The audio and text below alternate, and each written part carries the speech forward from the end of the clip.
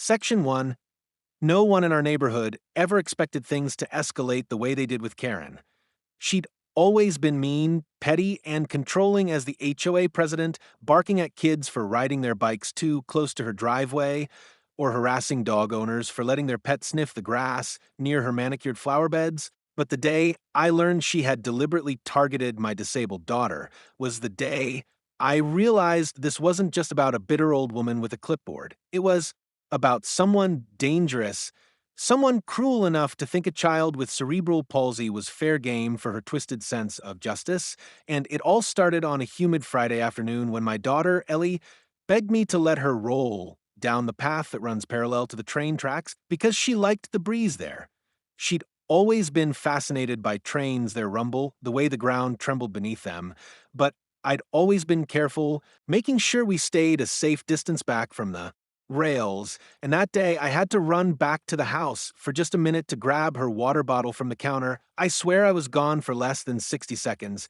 Yet when I returned, she was nowhere to be seen, and panic surged through me like an electric current. I called her name, scanning the tree line, the bend in the path, and that's when I heard it. The faint, muffled sound of her crying over the distant chug of an approaching train, and my stomach dropped so hard I thought I might collapse. I sprinted toward the sound, my heart hammering, and as I rounded the curve, I froze in shock and horror. There she was, tied to the metal rails with what looked like thick, bright orange nylon rope, her wheelchair tipped over nearby, and standing only a few feet away was Karen, her face twisted into an expression of pure self-satisfaction, like she'd just pruned a hedge to perfection. She deserved it. Karen spat when she saw me, her voice dripping with venom. She's a nuisance, always rolling around like she owns the place, making the path dangerous for real people. And I couldn't even process the absurdity of those words because the train whistle was getting louder. The rails were beginning to hum beneath my shoes, and every instinct in me screamed that I had only seconds to save my child. I lunged forward, my hands working frantically at the knots around Ellie's wrists while she sobbed, telling me between gasps that Karen had grabbed her from behind, tipped her chair, and dragged her toward the tracks, muttering the whole time about teaching her a lesson, and my blood boiled hotter than I'd ever felt in my life. I yelled at Karen to help me, but she just folded her arms, watching like she was curious to see whether I'd make it in time, and that's when something inside me snapped. I shoved her hard, sending her stumbling back into the dirt, and focused on the ropes, my fingers burning from the friction as I pulled and tore at the strands until, with a sudden give, they loosened and Ellie's arms came free.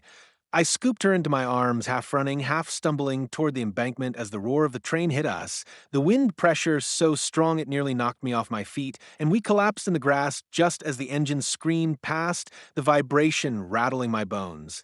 I held Ellie tight, feeling her small frame shaking against me, and looked over to see Karen still standing there, brushing dust from her skirt like she'd just finished a gardening chore, her eyes meeting mine with no sign of fear or guilt, just cold calculation. And I knew in that moment that what she'd done wasn't a heat of the moment act. It was premeditated, deliberate, and she believed she could get away with it. My mind raced through 1,000 scenarios of what could have happened if I'd been 30 seconds later, each one worse than the last, and a fury unlike anything I'd known built inside me, a silent vow forming that I would not let this stand, that I would use every ounce of strength, every connection, every legal and moral tool. I had to make sure Karen never again had the chance to hurt another human being, especially a child. Neighbors began to emerge from their homes, drawn by the sound of the train horn and my shouting, and as they approached, I shouted for someone to call 911, my voice shaking with a mixture of adrenaline and rage, and though Karen started to walk away, like she could just melt into the crowd, I stepped in front of her, blocking her path, my fists clenched at my sides, my voice low and steady as I told her she wasn't going anywhere, not until the police came. For a brief moment, something flickered in her eyes, maybe a hint of doubt, but it was gone as quickly as it came, replaced by that same smug superiority she always wore at HOA meetings, and she muttered something about how no one would believe my story over hers, that she'd tell the officers Ellie had rolled herself too close to the tracks, and I'd panicked and overreacted, and the chilling part was, I realized she had probably rehearsed this lie in her head before even laying hands on my daughter. But she underestimated two things. First, The fact that there were now witnesses who'd seen me pull Ellie from the tracks while she stood by doing nothing, and second, that I had a security camera on the corner of my house that faced part of the path, a camera I suddenly prayed had caught her in the act of dragging Ellie toward danger. The wail of sirens began to cut through the summer air, growing louder by the second, and Karen's posture shifted ever so slightly, her hands fidgeting at her sides as she realized the reality of the situation was starting to tilt out of her control. But I kept my gaze locked on hers, not blinking, not giving her the satisfaction of seeing fear or uncertainty in me. In my mind, I was already preparing for what came next, the statements, the evidence gathering, the calls to lawyers, but beneath. All of that was a deeper, more personal fire. She had crossed a line so severe that there was no going back. And no matter how long it took, I would see to it that she paid for what she had done in a way that made her regret ever thinking my daughter deserved anything other than love, safety, and respect. Section to the moment the patrol car skidded to a halt on the gravel path, kicking up a cloud of dust that clung to the humid summer air, I felt the full weight of the adrenaline crash into me. My knees nearly buckled, my arms trembling from the effort of holding Ellie tight, but I forced myself to stand tall as the two officers stepped out, their eyes darting between my daughter's tear-streaked face and Karen's perfectly composed stance. "Sir, what's going on here?" the taller one asked, and I didn't waste a second before pointing directly at Karen, my voice sharp and shaking as I told them she tied my disabled daughter to the train tracks. But even as the words left my mouth, I could see Karen sliding into her performance, that saccharine, fake sweet tone she used at HOA bake sales coating her voice as she said, "Oh my goodness, that's not true at all." His daughter was rolling too close to the rails. I tried to help, but he got all aggressive and shoved me to the ground. And she even brushed imaginary dirt from her elbow, like she was showing them where I had supposedly injured her. The taller officer glanced at me with a mix of caution and skepticism. He didn't know either of us yet. Didn't have the history, the years of petty harassment, the way Karen weaponized the HOA's rules to bully anyone she didn't like. And in that split second, I realized she was relying on that ignorance to save her. "Check my house cameras," I said, forcing my voice to steady. "They'll show exactly what she did." And I saw the shorter officer's brow furrow, his eyes flicking toward the curve in the path, where the corner of my home would indeed have a partial view. Karen must have noticed his interest, because her tone sharpened just a bit, laced with that imperiousness she reserved for people she considered beneath her. "Officer, with all due respect, I think you should focus on the fact that this man endangered his own child. He leaves her alone, lets her wander into dangerous places. This is neglect, and frankly, I think Child Protective Services should be involved." And hearing her twist the situation like that sent a hot surge of rage through me. But I bit down on my words, knowing that losing my temper now would only feed her narrative. Ellie clung to me tighter, her small fingers gripping the fabric of my shirt, and I could feel her trembling, whether from fear of the train, the ropes, or Karen herself. I didn't know, but each shiver felt like another knife in my chest. The taller officer finally asked Karen to step aside while he took my statement, and I laid it out as clearly as I could. How I'd left for less than a minute, how I'd heard her cries, how I'd found her tied to the tracks with her wheelchair on its side, how Karen had just stood there saying she deserved it. I expected shock or outrage, but instead the officer's expression remained frustratingly neutral, like he was filing my words away in some mental ledger without judgment, and I realized this was going to be a fight for every scrap of truth. When it was Karen's turn, she leaned into the performance, her voice trembling just enough to seem believable as she painted herself as the misunderstood Good Samaritan who had been attacked by an unstable father. "You can ask anyone in the HOA. I've always looked out for the children here, even when their own parents are too careless," she said. The subtle dig at me sharpened into a weapon. The shorter officer finally interjected. "Ma'am, you said you tried to help, but you were found standing several feet away from the girl while her father was untying her. Why didn't you assist him?" And I nearly smiled at the flicker of hesitation that crossed her face before she recovered, claiming she didn't want to get in the way and was too shaken by the train. It was clear she had rehearsed every possible answer except for that one. The officers finally agreed to review my security footage, and we all made our way to my house, Karen trailing behind like she owned the place, muttering under her breath about false accusations and lawsuits.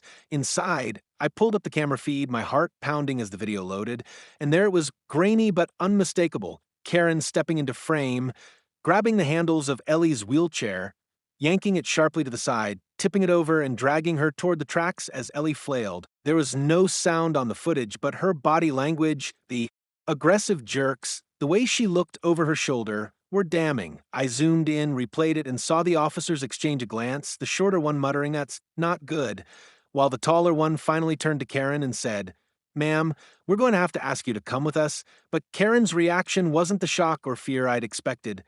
Instead, she smirked that infuriating little lift at the corner of her mouth and said, "Oh, this will be fun," as though she already had some plan for getting out of this. They cuffed her right there in my living room, reading her rights while she stared at me with a look that promised this wasn't over, not by a long shot, and as they let her out, she called back over her shoulder, "You just made the worst mistake of your life." I wanted to feel relief, wanted to believe that with her in the back of a squad car, the danger was over, but something about her confidence, the way she carried herself, even in handcuffs, told me that she had connections or leverage I didn't yet understand. That night, after putting Ellie to bed, checking her room 3 times to make sure the windows were locked, the baby monitor on, I sat at my desk and began documenting everything: the incident, the footage, every petty grievance she'd ever waged against my family, every witness who could testify to her harassment, because I knew the next phase would be uglier, more manipulative, and possibly more dangerous than anything we'd faced so far, and I refused to be unprepared. Sure enough, the next morning, I got the call from a blocked number, Karen's voice, somehow cheerful, telling me she was already out on bail, that the HOA board had unanimously voted to support her and launch a full investigation into my parenting, and the line went dead before I could respond, leaving me staring at my phone with the sickening realization that she wasn't retreating. She was doubling down, and the war had just begun. Section 3. By the time the weekend was over, it was clear that Karen's arrest hadn't slowed her. It had fueled her like gasoline poured on a fire. She was back in her pristine yard by Monday morning, pruning roses as if nothing had happened, waving cheerfully at passing cars, and I might have almost believed the events of Friday had been some twisted fever dream, if not for the stack of HOA violation notices that appeared in my mailbox before noon, each one citing absurd infractions like leaving a mobility device unattended on community property and causing a disturbance on the walking path, the wording so calculated it was obvious these had been drafted with me in mind, and when I called the HOA office to demand an explanation, the board secretary, her voice stiff and defensive, told me that several concerned neighbors had submitted complaints about my inability to control my child in public spaces.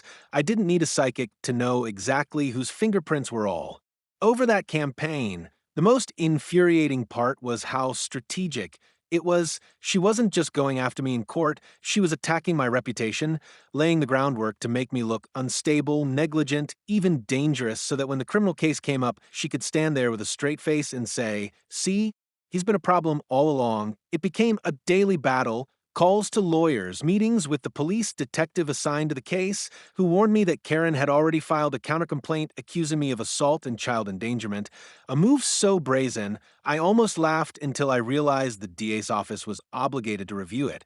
Ellie tried to keep up her usual routines, art projects at the kitchen table, watching her favorite shows, but I could see the shadows under her eyes the way she flinched whenever a car slowed in front of our house, and it made my chest ache with both guilt and fury. I upgraded our security system, adding cameras to every corner, motion sensors on the gates, even a panic button in Ellie's room that would alert me instantly if she needed help, because the thought of Karen or one of her cronies trying something again kept me up at night. The worst blow came at the next HOA meeting, which I attended against my lawyer's advice, because I wanted to look Karen in the eye and remind the board exactly who they were defending. When I walked into the rec hall, every head turned, conversations dipped to whispers, and there she was at the front of the room, not just present, but presiding as though her arrest had never happened. She welcomed me with mock politeness, then launched into the meeting agenda, which included a vote on restricting use of the community walking path to residents in good standing, a vague but clearly targeted attempt to ban Ellie from her favorite spot, When I stood to object, she cut me off, saying, "For the record, we have credible reports that your daughter's presence has caused multiple safety incidents," and a few board members nodded along, either out of ignorance or fear of crossing her. I reminded them, my voice shaking with controlled rage, that she had been arrested for trying to kill my daughter on that very path, but Karen smiled sweetly and said, "And I'm confident the truth will come out in court." The room filling with that murmur of doubt. She was so skilled at planting. The vote passed 4-3, and as I left, I saw her leaning over to whisper something to one of the board members, both of them glancing in my direction with the kind of smugness that comes from believing they've already won. But if Karen thought that humiliation and bureaucracy would break me, she underestimated just how far I was willing to go. Over the next few days, I began compiling not just the footage from the day of the attack, but every HOA notice, every petty fine she'd ever issued me, every witness statement I could get from neighbors who'd been targeted by her in the past. Some were too scared to go on record, but a surprising number were willing to talk once they realized they weren't alone. A single mom who'd been fined for letting her son's skateboard clutter the driveway, an elderly couple who'd been threatened with foreclosure over the color of their shutters, a war veteran who'd been harassed for flying the wrong size flag. I started to see a pattern, a documented trail of her abuse of power, and with each story I added to the file, my resolve hardened. At the same time, I noticed strange cars idling on our street at night, unfamiliar faces at the grocery store who seemed to linger a little too long in the next aisle, and though I had no proof, I couldn't shake the suspicion that Karen was trying to intimidate me, maybe even gather her own evidence to twist into another complaint. My lawyer suggested filing for restraining order, but warned that it might only provoke her further, and that was when I realized I wasn't just fighting a neighbor or even an HOA president. I was fighting someone who saw herself as untouchable, someone who had built a fortress of influence, fear, and manipulation, and was willing to use every inch of it to destroy me. But I also knew that fortresses have weak points, and I was going to find hers, even if it meant dismantling the entire HOA, brick by brick. Section for the first crack in Karen's carefully built fortress didn't come from the police, the HOA board, or even my lawyer. It came from a source I never would have expected. Greg Turner, a man I'd barely spoken to in the 5 years we'd lived in the neighborhood, the kind of neighbor who mowed his lawn every Thursday at exactly 6 p.m. and kept himself. But one evening as I was hauling the trash cans to the curb, he crossed the street with a manila envelope clutched in his hand, glancing over his shoulder like he was afraid someone might see him. "You didn't get this from me," he said quietly, thrusting the envelope into my hands before retreating back across the road without another word. And when I got inside and tore it open, my breath caught. Inside were printed screenshots of emails, dozens of them, between Karen and various HOA board members, some recent, others going back years, but all damning in their casual cruelty and scheming. There were discussions about how to phase out residents they didn't like by issuing escalating fines, suggestions for bending community bylaws to justify property seizures, and most shocking of all, an email sent just 2 days before the incident with Ellie in which Karen wrote to a board ally, "We need to make an example of him. His kid is always in the way on that path. One little scare might convince him to move," followed by a smiley face emoji. I felt a cold, heavy stillness settle in my chest as I realized that what she had done to my daughter hadn't been a moment of rage or a personal grudge. It was a calculated move, openly discussed with others in positions of authority. I scanned the rest of the papers and found one more chilling piece. A draft of a formal complaint to Child Protective Services that matched almost word for word the concerns she'd been voicing to the police and HOA, dated a week before the incident. She had planned this entire sequence of events like a chess match, anticipating every move I might make in my defense. I called my lawyer immediately, and when I read him some of the emails, he went quiet for a long moment before saying, "This changes everything," explaining that this was clear evidence of intent, conspiracy, and abuse of power, enough not only to bolster the criminal case, but to open the door for civil suits against her and potentially the HOA itself. But even with that hope flickering in my chest, I knew Karen wouldn't go down without a fight. And sure enough, the very next morning, a process server showed up at my door with a thick stack of papers. Karen was suing me for defamation, emotional distress, and loss of community standing. claiming that my public accusations had damaged her reputation irreparably. The gall of it nearly made me laugh, but my lawyer warned me not to underestimate her. Frivolous or not, lawsuits were tools she could use to drain my resources and tie me up in court for months. Meanwhile, Ellie's world was shrinking. She no longer felt safe playing outside. The walking path was now patrolled by volunteer safety monitors clearly aligned with Karen, and at school she'd overheard other kids whispering things their parents must have said at home, cruel little echoes of Karen's smear campaign. The breaking point came when we returned home one evening to find our mailbox smashed and a spray-painted message on the driveway in red. Move or else. The police took the vandalism report, but admitted they couldn't prove it was Karen or her allies, and I realized that the intimidation wasn't going to stop on its own. That night, I called Greg and asked why he'd risked giving me the emails, and after a long pause, he told me his wife had been the target of one of Karen's vendettas years ago, something about a garden shed built without proper approval, and they'd been too scared to fight back, but seeing what she'd done to Ellie had finally pushed him over the edge. She's worse than you think, he said, his voice low, and she's got people in the county offices who look the other way. That piece of information lit another spark in my mind.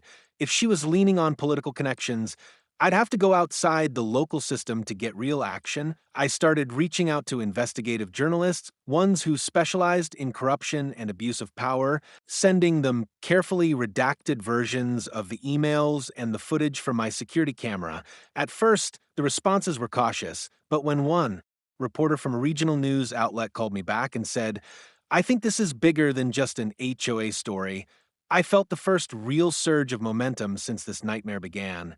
Still, every step forward seemed to trigger a new counterattack from Karen, anonymous tips to CPS, noise complaints about yelling coming from my property, even an attempt to challenge the property line between our houses. It was a war of attrition, but now I had ammunition she couldn't explain away, and I was determined to use it no matter how long it took or how deep I had to dig into her network of allies to bring her down. Section 5, when the first article hit the regional news site, it was like someone had kicked over an anthill. Suddenly, people who had never dared speak against Karen were sending me messages.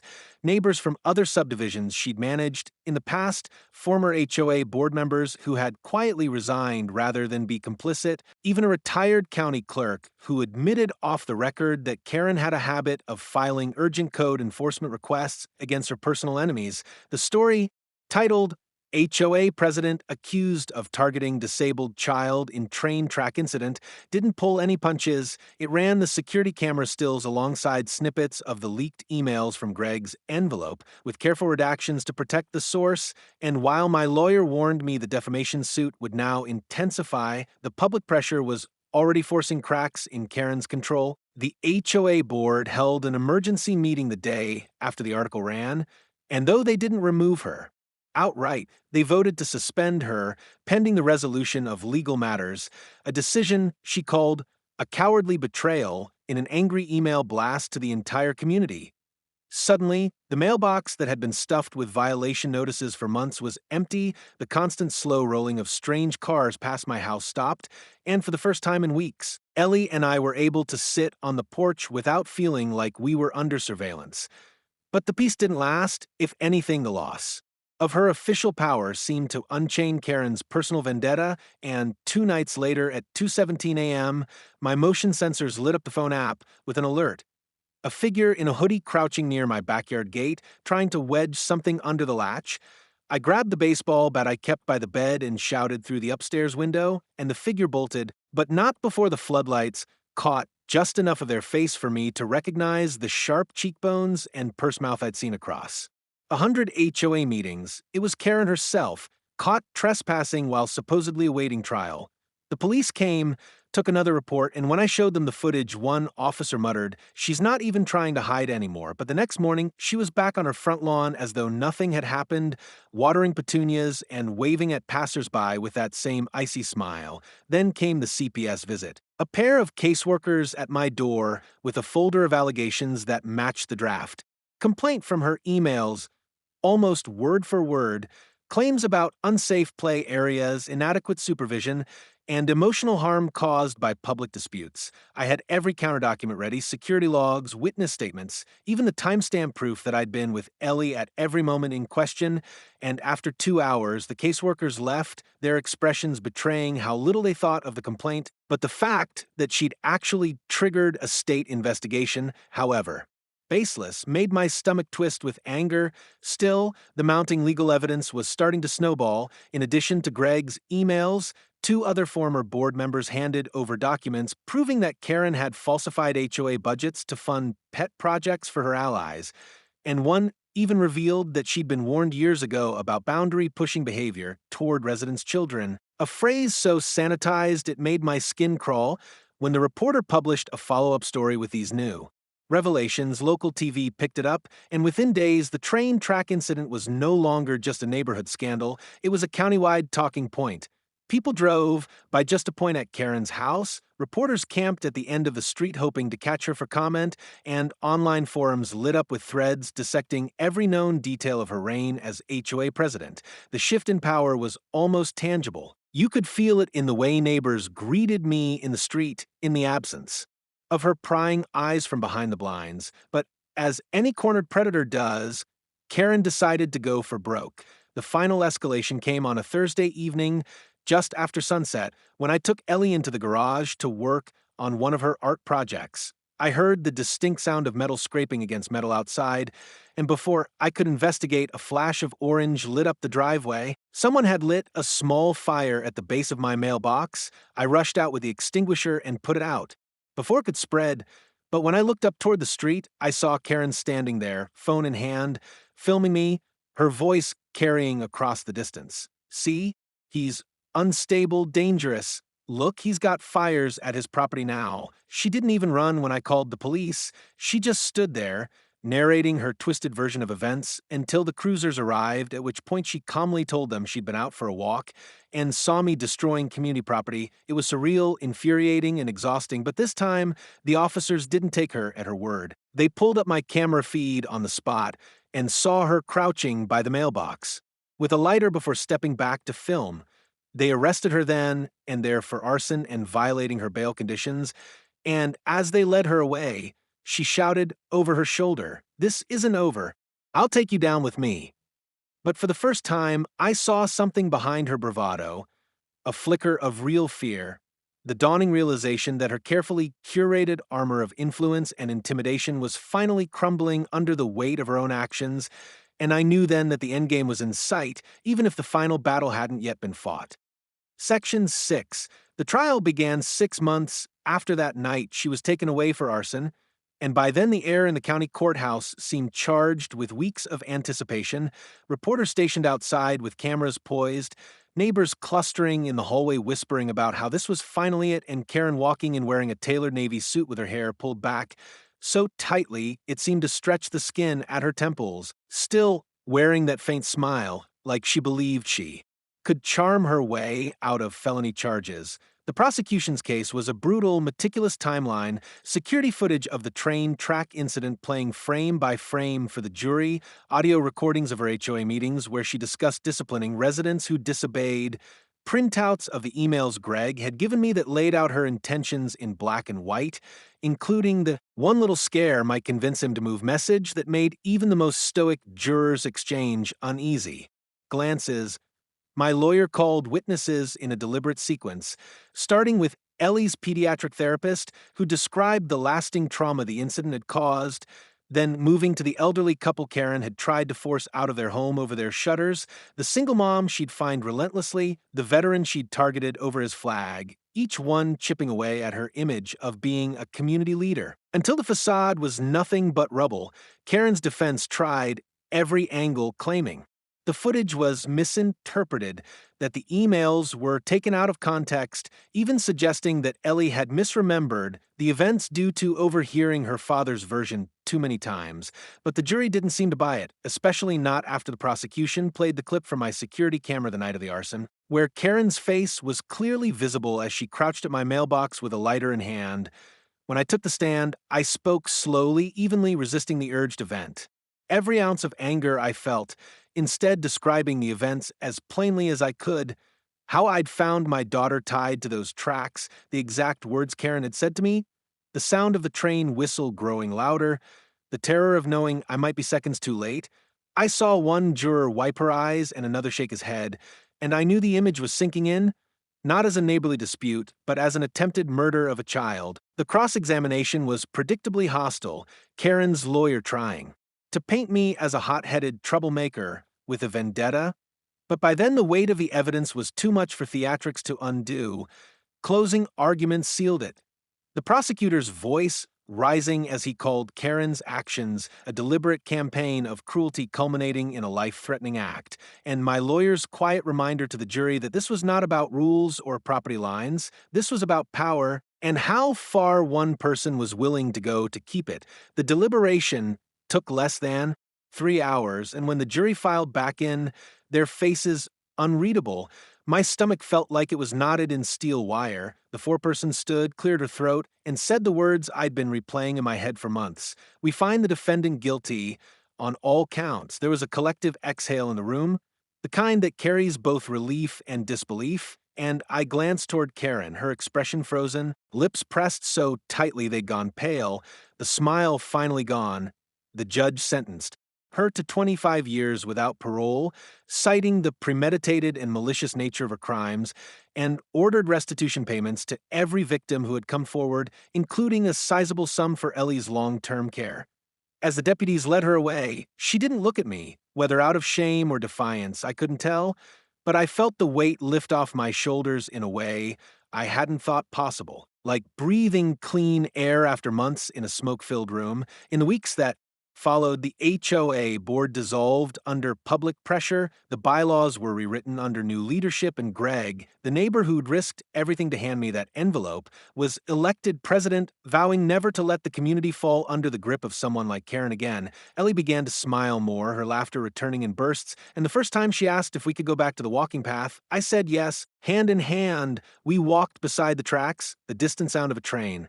No longer a threat, but just another part of the world around us. I knew the scars, emotional and otherwise, would never fully disappear, but they were now reminders of a fight we'd survived, a battle we'd won not just for ourselves, but for every person Karen had ever tried to intimidate. Standing there with the sun dipping low and the air warm against my skin, I realized that the power she'd wielded had only ever been as strong as the fear it inspired, and without it, she was nothing more than another name in a court record.